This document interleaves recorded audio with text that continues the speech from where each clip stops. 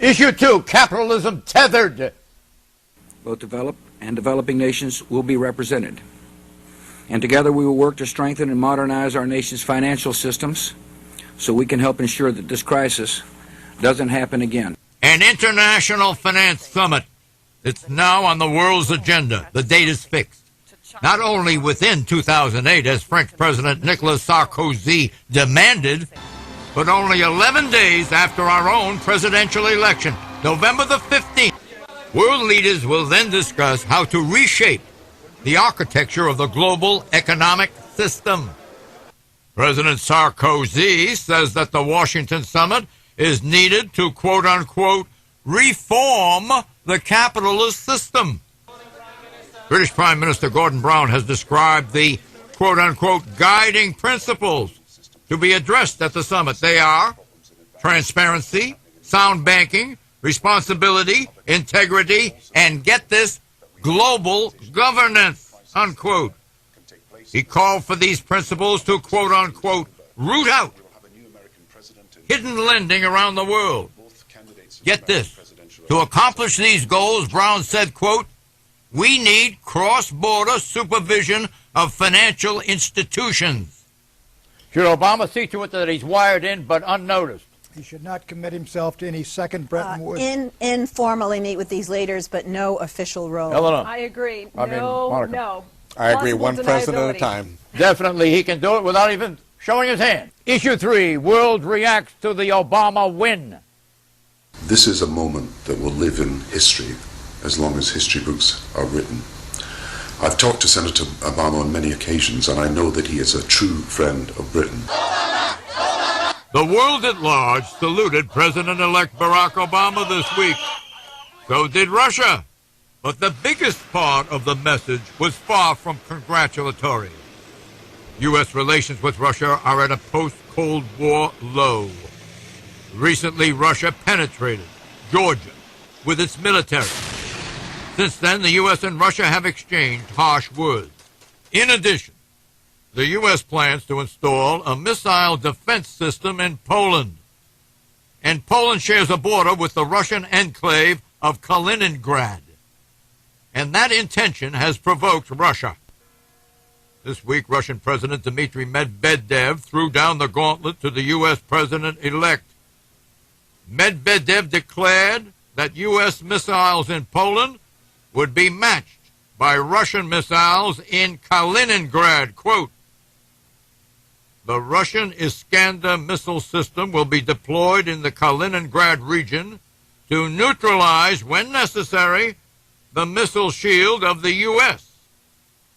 We are also planning to use the resources of the Russian naval fleet in Kaliningrad for these purposes, unquote. Question, is this just the first in a series of foreign policy challenges that Joe Biden foretold? Let's try to redeem Joe. What do you think, Clarence? Yeah, I think this is a test, but it's a minor test. This is like a pop quiz for Medvedev right now. He was speaking in much more conciliatory fashion hours later, but right now he wants to try to present sort of a bit of saber rattling. This is the Russian style. You've always got to talk tough with him. What do you think, Monica? Well, I do think it'll probably be the first test that Obama's going to face. Might even happen during this transition period. But look, the second part of this Russian equation is, yeah, Medvedev said he was going to put missiles right up against the Polish border. Vladimir Putin is now saying that he'd like to have the presidency back. So he's willing to rewrite the Russian constitution in order to grab power. I mean, he's running things anyway. But I think it's going to be a serious challenge for Barack Obama. These are tests of a guy who has no foreign policy experience, and America's enemies know it, and they're going to try to flush out. Yeah, this is what the I wouldn't lose any sleep over this one, because he said nothing new. He said this all, and he said it to President Bush. And I don't believe the Obama foreign policy apparatus is in favor of extending our missile shield. They think it's too expensive. They don't think it will work. So no, this is what Obama will do. Obama will make it clear to the Polish government that they should have a referendum of the people. The referendum of the people will certainly shoot down, so to speak, the missiles that we are contemplating putting in Poland. That will diffuse the crisis, and it will go away. The time to deal with Russia is now. You agree with me? I agree. You're exactly right, John. The Russians are reacting for our having gotten into their face, and now they're acting like Russians and getting into our face. And I think that's a great idea. Let the Poles and Czechs vote on the shield, and get rid of it. The shield is not worth losing a relationship. Frankly, we could establish a solid working relationship. Okay, elsewhere. Letters from around the world poured in to President-elect Obama. French President Nicolas Sarkozy. With the world in turmoil and doubt, the American people, faithful to the values that have always defined America's identity, have expressed with force their faith in progress and the future, unquote. This is a very ungrateful question. I'm going to give it anyway. Have the French and the Europeans generally used America as a scapegoat for racism when in fact there is more racism in the average European country, whether it's Germany or Italy or Britain? Exactly right.